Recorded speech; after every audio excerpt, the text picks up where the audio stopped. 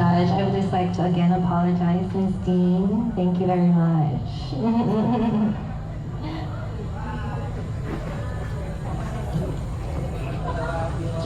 My judge for tonight is Miss Aiko Bravo Toklet.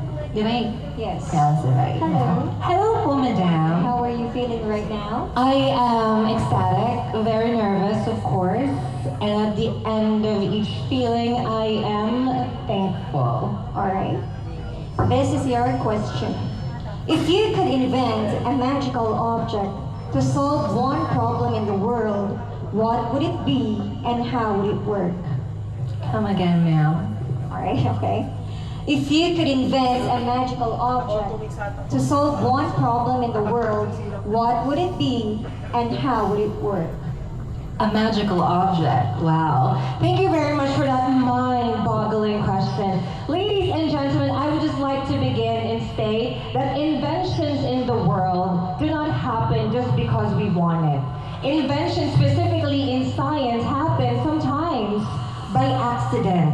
Minsan hindi naman natin ginugusto ang isang bagay pero naiimbento siya dahil meron siyang kwenta, meron siyang sense. However, in the question you're asking for something so magical, beyond realistic.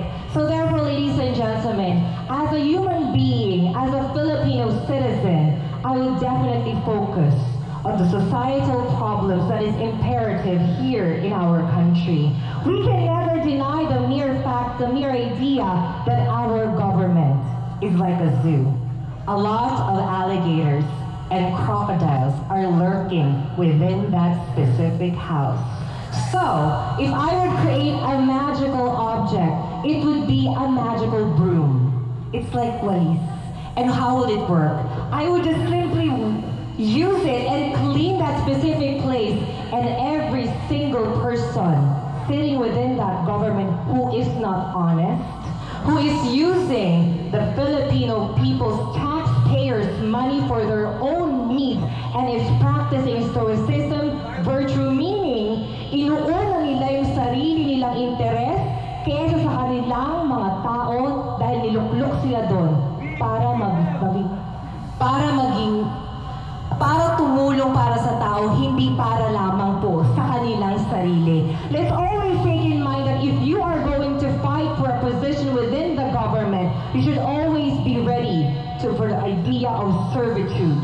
Because in that state, that's sabihin nila yun, you're going to give the amare et servire.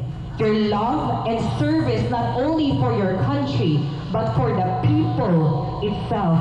I would create that specific magical broom so that we would create more space within the government so that the proper people, yung mga tao, graduates of political science, people who know how to create laws and how they work and how they will benefit the Filipino people not only in 2024 but for years to come. Dahil kung pupunuin natin yan ng mga aktor at aktres, anong mangyayari sa ating bansang Pilipinas?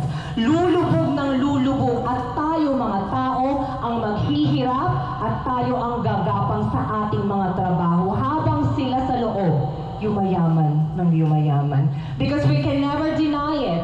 What's happening within our government, they're using the positions as a powerful job. Ayaw nila magtrabaho. Mas mabilis nga naman magbulsa kaysa pagpawisan at ibigay ang iyong puso at dugo sa trabahong ibibigay sa iyo sa pagpatas mo at paglaban mo bilang isang manggagawang Pilipino. So therefore, ladies and gentlemen, it may just be a magical broom, but mind you, it can also happen. Pwede pa rin po natin gawin. How?